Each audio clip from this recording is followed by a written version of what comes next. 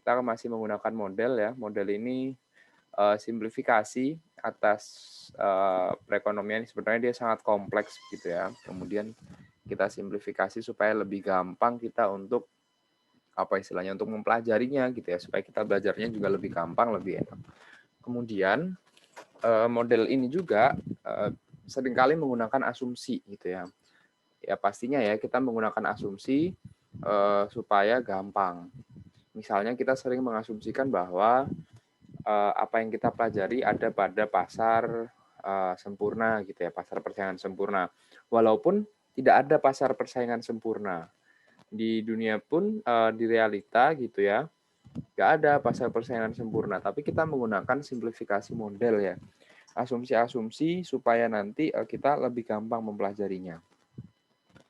Kemudian model ini apa sih manfaatnya gitu ya? Manfaatnya adalah yang pertama menunjukkan hubungan antar variabel. Kemudian dia menjelaskan perilaku ekonomi dan memformulasikan kebijakan untuk peningkatan kinerja ekonomi begitu ya.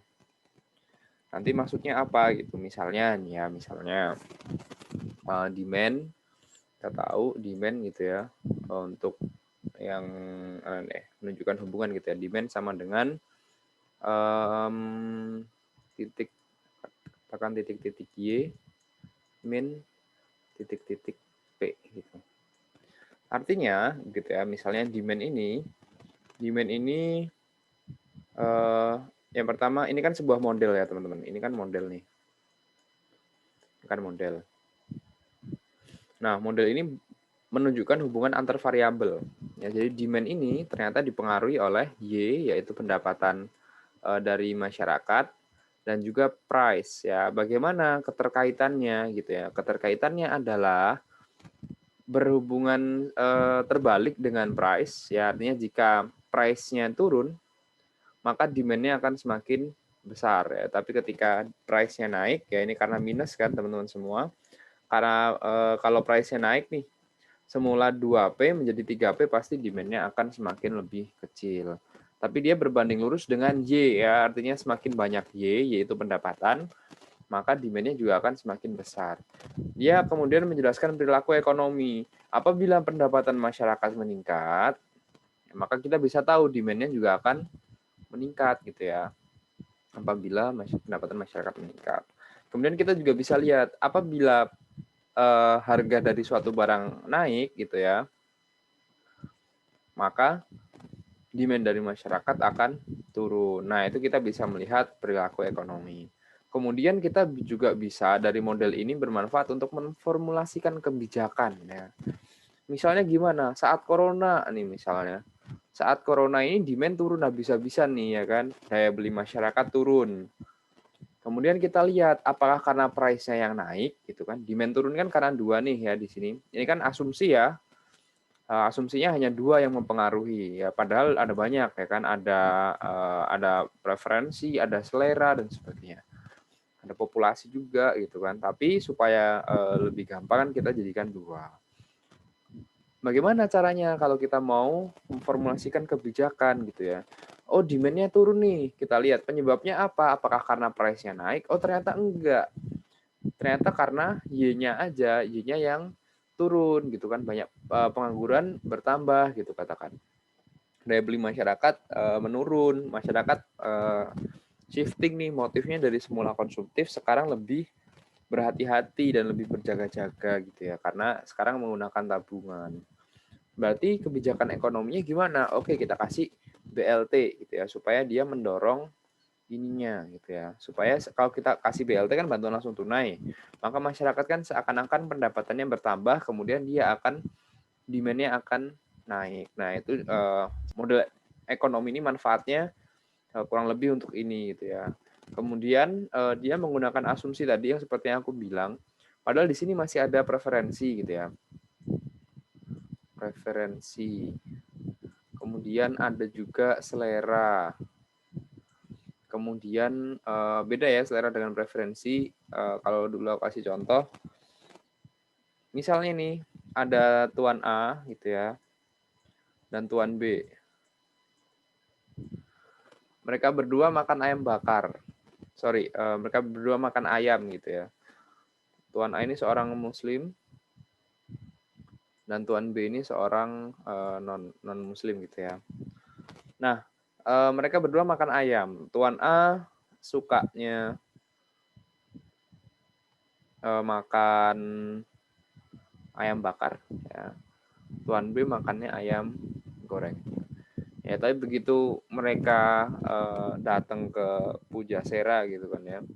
Tuan B makan babi ya, tapi Tuan A nggak mungkin makan babi ya. Bukan berarti Tuan A nggak selera makan babi, tapi preferensi Tuan A memang Tuan A nggak makan babi gitu ya. Kemudian katakan Tuan A ini dari Jawa, Tuan B dari Bali. Contoh aja ya. Saat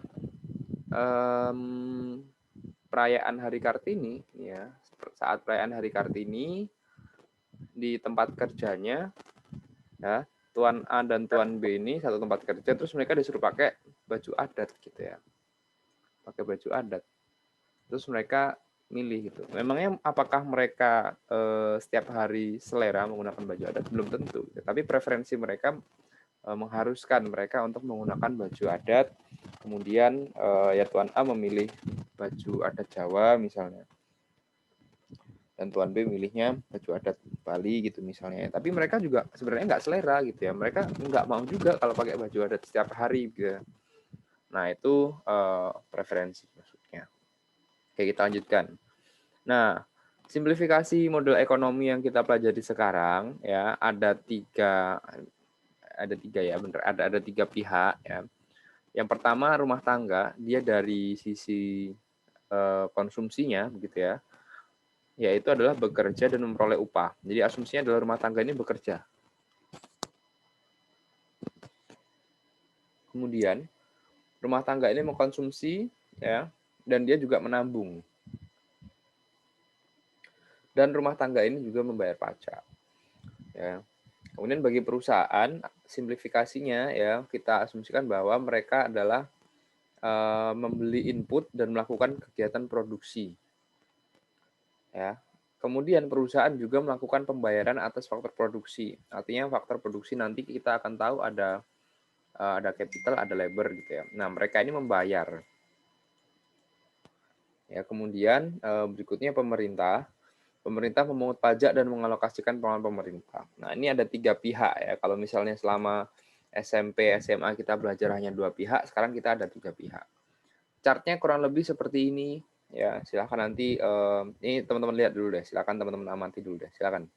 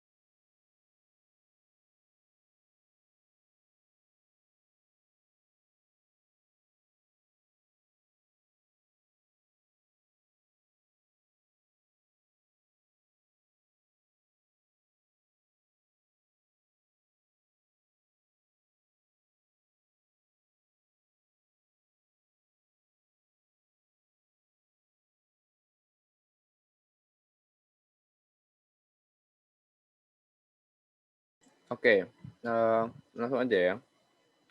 Jadi di sini dari rumah tangga gitu ya. Dari rumah tangga dia mendapatkan pendapatan ya. Ini dari market for factor of production. Ya ini hanya dana saja ya. Artinya kemudian ya pendapatan mereka, ya mereka dapat pendapatan dari mana? Karena mereka bekerja ya, itu nggak usah kita bahas ya. Arus barangnya di luar sini berarti ya. Ini nanti ada arus barang ya, mereka bekerja.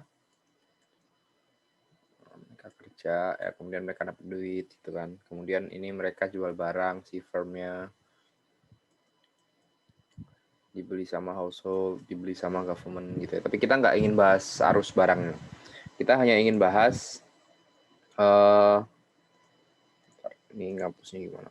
Nah, kita hanya ingin bahas arus uangnya saja, ya, aliran dananya saja.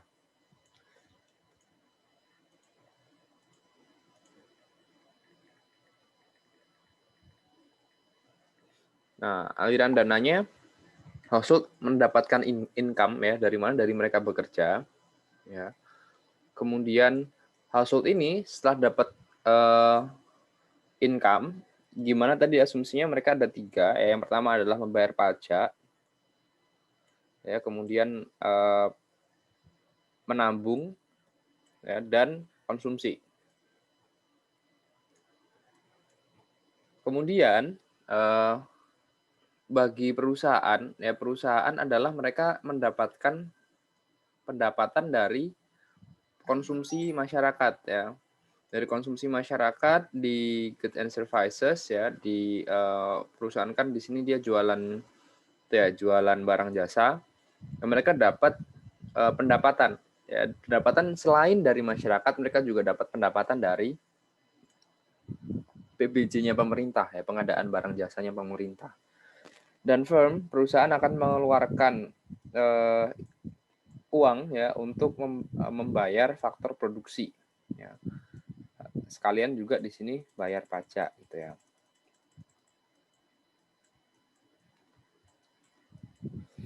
Kemudian, ya, si household kan nabung nih, ya. Tabungan ini dipakai buat apa? Ya, tabungan ini digunakan, ya, di financial market ini bisa juga mereka untuk investment gitu ya, atau mereka ke firms dulu, baru firmsnya nanti menggunakan untuk investment. Tapi intinya financial market ini, ya, dia digunakan untuk investment. Kita lanjutkan. Output yang dihasilkan dalam perekonomian sangat bergantung pada kuantitas inputnya, ya, yang mana dia merupakan faktor produksi. Ya, berarti semakin banyak kuantitas inputnya, jumlah inputnya, maka semakin banyak output yang dapat diproduksi. Dan juga cara menghasilkan outputnya, yaitu fungsi produksinya. Jadi ada 2, yaitu faktor produksi dan ada fungsi produksi. Faktor produksi di mikro udah kita pelajari ya, ada labor, ya, kemudian ada capital, kemudian ada resource, ya kan. Resource ini termasuk tanah, ya, dan ada juga teknologi, ya. Kemudian fungsi produksi adalah keterkaitan antar faktor produksi gitu ya. Nah, faktor produksi adalah input yang digunakan untuk memproduksi barang dan jasa. Nah, kita hanya gunakan 2, yaitu capital dan labor. Kemudian fungsi produksinya adalah seperti ini ya. Ini adalah fungsi produksi dasar. Jadi sama dengan FKL.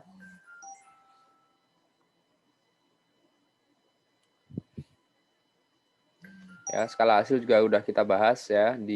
Nanti silakan teman-teman lihat di videonya aja. Apa itu skala hasil ya, kita udah bahas di mikro ya. Pada dasarnya apabila Y2 ini adalah Y1 setelah dikalikan Z gitu ya. Setelah kita kalikan sebuah apa yang namanya? Setelah kita masukkan Z gitu ya. Z ini angka gitu ya. Ditingkatkan sebesar berapa kali? Misalnya YFKL kan, Y1 sama dengan ini F K1 L1 ya. Kemudian masing-masing masing-masing faktor produksi itu ditingkatkan katakan 2 kali gitu ya. Atau 3 kali deh. Jadi Y2 yaitu sama dengan ya fungsi dari 3 kali K1 ya, dan 3 kali L1. Nanti kita lihat jumlah dari Y2 apakah lebih besar daripada 3Y1 atau Y2-nya sama dengan 3Y1 atau justru Y2-nya lebih kecil daripada 3Y1. Nah, kalau lebih besar dia namanya increasing return to scale. Kalau sama dia constant return to scale, dan kalau lebih kecil Y2 daripada Y1 dia decreasing return to scale. Intinya di situ. Ya, ini contoh-contoh persamaan aja. Kemudian teknologi yang digunakan tidak berubah. Peningkatan output disebabkan oleh penambahan tenaga kerja atau modal. Ya, hanya penambahannya saja. Maka penawaran faktor produksi dia bersifat tetap. Sehingga output yang dihasilkan juga akan tetap begitu ya. Dia hanya akan berubah ya, ketika adanya penambahan saja. Ya, tapi K dan L-nya tetap. Sehingga dihasilkan Y bar sama dengan F, K bar, dan L bar. Bagaimana permintaan dan penawaran faktor produksi? Ya, ini adalah kurva permintaan faktor produksinya dan ini adalah penawaran faktor produksinya. Ya, kita sudah sepakati bahwa penawarannya adalah tetap ya, sehingga dia kurvanya vertikal. Kemudian kita mengenal upah nominal ya, sewa nominal, harga output, upah real dan sewa real. Ya. Sebenarnya nominal dan real bedanya adalah real itu dihitung dengan satuan unit output. Ya, satuan unit output misalnya kita beli mie ayam harganya 5.000. Kemudian gaji dari karyawannya sehari, katakan sehari karyawan digaji 50.000. Itu upah nominal. Tapi kalau upah realnya berarti gaji dari si karyawan adalah 10 mie ayam. Seperti itu ya. Kemudian kita masuk ke distribusi pendapatan nasionalnya. Nah, ditentukan oleh harga faktor produksi, yaitu harga per unit yang harus dibayarkan oleh perusahaan kepada pemilik faktor produksi. Upah dia merupakan cost of labor dan sewa adalah cost of capital. Ya, ini harus kita keep. Jadi kalau kita ngomong upah itu adalah sebagai balas jasa dari tenaga kerja. Besarnya laba yang dihasilkan perusahaan, ya, laba sama dengan pendapatan dikurangi upah dan sewa ya. Jadi upah adalah cost of labor dan sewa adalah cost of capital. Pendapatan adalah price dikalikan Y, Y adalah jumlah outputnya ya. Price dikalikan Y sama dikurangi wage dikalikan labornya, jumlah labornya, kemudian sewa rent dikalikan jumlah capitalnya, maka Y adalah FKL sehingga P dikalikan FKL ya sama dikurangi WL dikurangi RK ya adalah laba. Kemudian harga faktor produksi ditentukan oleh penawaran dan permintaan di pasar faktor produksi. Asumsinya adalah penawarannya tetap, kemudian bagaimana permintaannya begitu ya. Dengan asumsi pasar kompetitif, setiap perusahaan tidak dapat mengaruhi upah, sewa, dan harga. Konsep dasarnya adalah sebuah perusahaan akan menyewa tambahan tenaga kerja jika biaya yang dikeluarkan tidak melebihi manfaat yang diterima. Biayanya adalah upah sewa realnya, ya manfaatnya adalah marginalnya, tambahan, artinya berapa tambahan output yang bisa perusahaan hasilkan apabila dia menambah satu tenaga kerja, gitu ya. Ini kita mengenal MPL, gitu ya, marginal production labor. Ya, marginal production adalah tambahan kan, sekali lagi dia adalah tambahan. Maka menghitungnya gimana? Ya F KL plus 1 dikurangi FKL ini adalah kondisi mula-mula, kemudian ini adalah ini Y ya, Y mula-mula, kemudian ini Y ketika labornya sudah ditambah 1. Dan nanti kita ketemu MPL-nya. Ya, kita tahu bahwa produk itu semakin menurun ya, karena produk marginal ya maksudnya. Karena ketika kita menambahkan labor saja tapi capitalnya nggak ditambah, maka dia akan seperti ini begitu ya. Ini tambahan outputnya, kemudian itu adalah jumlah labornya. Dia akan semakin kecil, semakin kecil, semakin kecil. Nah, setiap setiap unit tenaga kerja menghasilkan MPL unit output dan setiap unit output dijual seharga P. Maka selisih penerimaannya adalah P dikalikan MPL. Kemudian biayanya adalah W ya, yang mana nanti dia akan menjadi labanya. Jadi selisihnya ya kan, selisih penerimaan dikurangi dengan selisih biaya itu adalah selisih labanya. Artinya kalau MPL-nya lebih besar daripada W-nya, ya maka nggak apa-apa gitu ya. Silahkan hire lebih banyak gitu kan. Sampai kapan? Sampai labanya 0. Ya artinya P dikali MPL itu sudah sama dengan W-nya begitu kan. Atau bisa dibilang MPL sama dengan W per P-nya. Ya, upah realnya sama dengan produktivitasnya.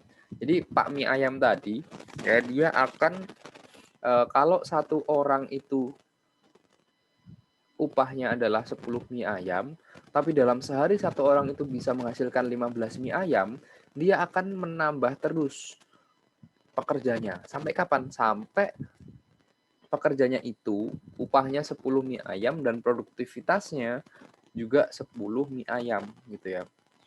Nah, dia baru berhenti menambah itu lagi, berhenti menambah pekerja lagi gitu ya.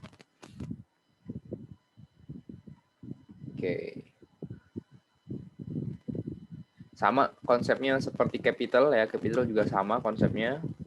Kemudian nah kita masuk ke distribusi pendapatannya. Total pendapatan tenaga kerja adalah W per P dikalikan L ya, atau MPL-nya dikalikan L. L adalah jumlahnya.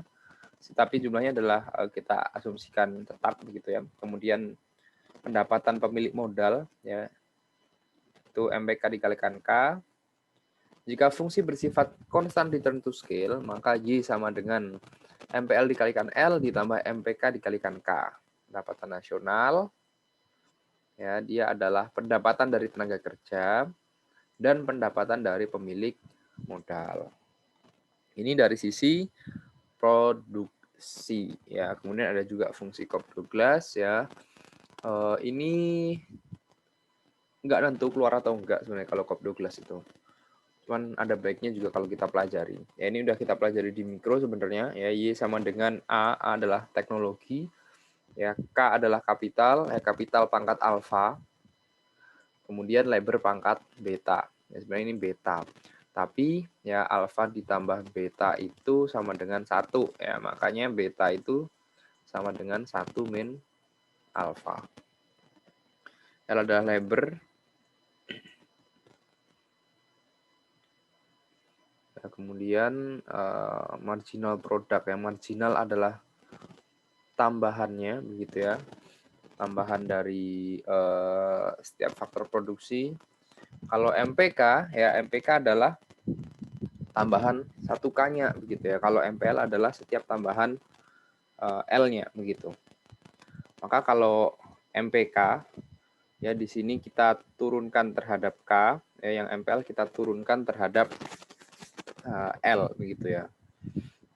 Kita turunkan 1 ya, yang ini juga kita turunkan 1, nanti kita dapatkan langsung aja lihat hasilnya di sini. Ini adalah MPK-nya, ini adalah MPL-nya. Tapi ini jarang keluar sih ya. Seringnya paling yang ini masukin gitu ya, diketahui Y-nya berapa, kemudian kita suruh nyari K sama L-nya. Nah, ini dari sisi produsen, ya ini dari sisi produksi ya yang kita pelajari Y sama dengan MPL plus MPK kali K. Ya, ini adalah produksi. Sekarang kita lihat dari sisi konsumsinya gitu ya. Kita lihat dari demand barang dan jasanya. Kita masuk ke CIG-NX-nya ya. Tapi kita asumsinya adalah tidak ada NX gitu ya karena kita perekonomian tertutup. Sehingga ada C, I, dan G saja. Kita bahas satu-satu ya bahwa C adalah pendapatan disposable, artinya pendapatan dikurangi minus pajak dulu. Ya. Artinya kalau pajaknya naik, konsumsinya akan turun. Kalau Y-nya naik, pajaknya turun, konsumsinya akan semakin naik gitu ya. Sehingga kita dapatkan fungsi konsumsinya adalah C sama dengan C Y min T begitu ya. Definisinya adalah kecenderungan mengkonsumsi marginal adalah jumlah peningkatan konsumsi ketika pendapatan disposable meningkat 1 satuan unit moneter. Ya, nggak usah bingung lah pokoknya. Contohnya begitu ya. Kalau MPC-nya 0,7 artinya setiap penambahan $1 0,7 dolar akan dikonsumsi, 0,3 dolar akan ditabung. Ini MPC. Ya, fungsi konsumsi. Ya, ini kenapa dia tidak dari 0? Ya, karena di sini adalah kebutuhan dasar. Ini adalah basic needs yang nggak mungkin untuk nggak dibeli. Ini pasti dibeli.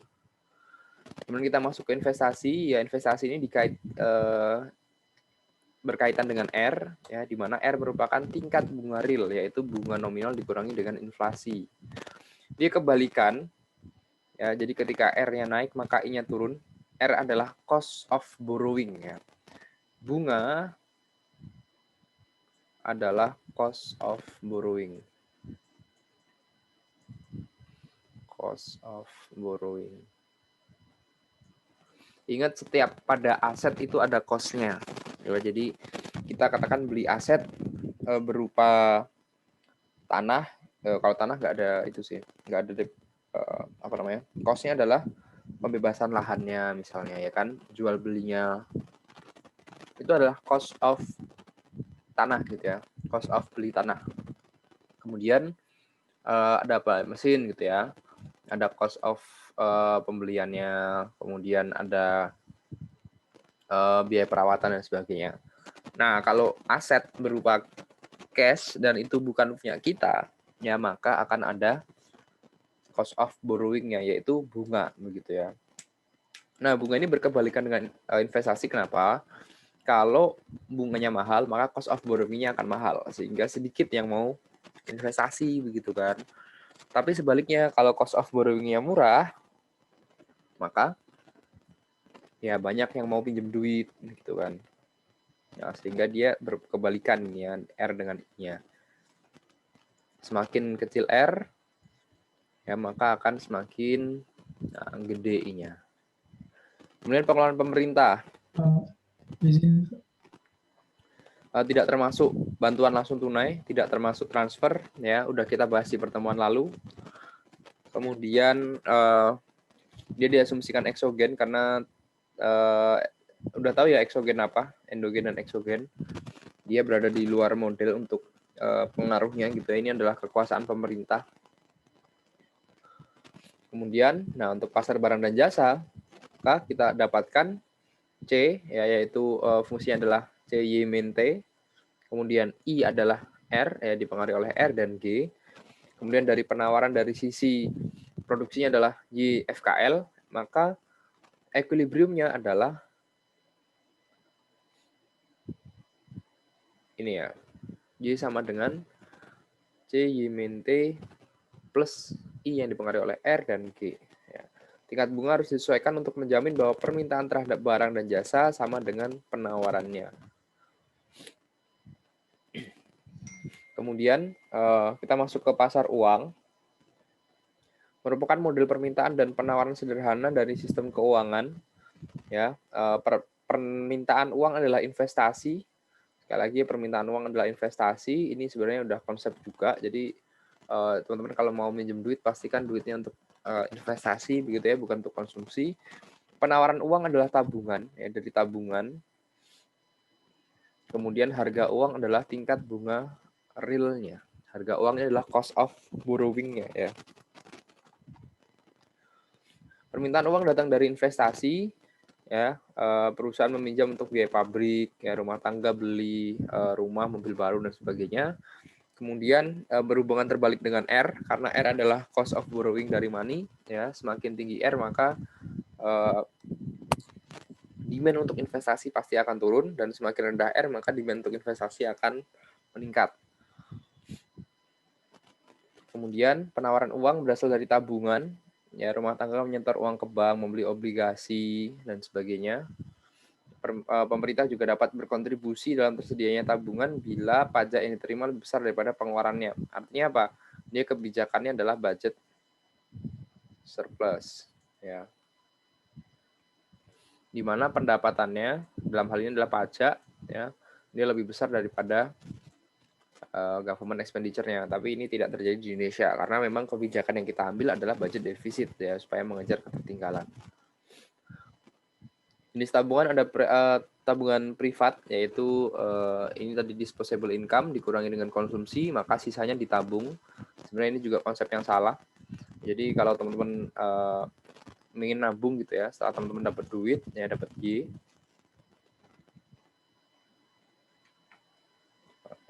dapat Y, gitu kan. Ini teman-teman kurangkan untuk investasi dulu, ya, baru teman-teman kurangkan untuk konsumsi. Jadi harusnya investasi dulu ya. Tapi ya nggak apa, ini kan kita belajarnya sesuai dengan keadaan masyarakat pada umumnya. Tabungan adalah sisa, ya, sisa dari membayar pajak dan konsumsi.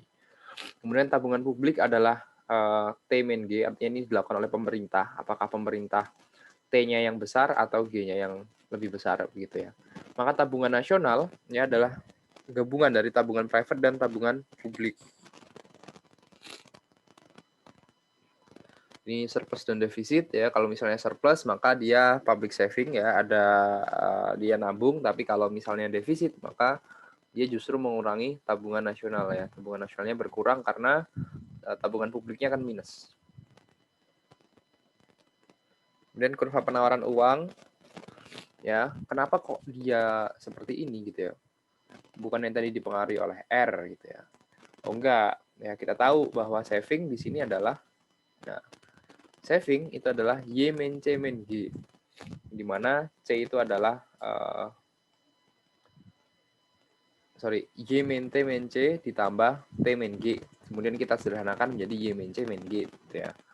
Nah, di sini yang kita lihat adalah tabungan nasionalnya dia tidak bergantung pada R.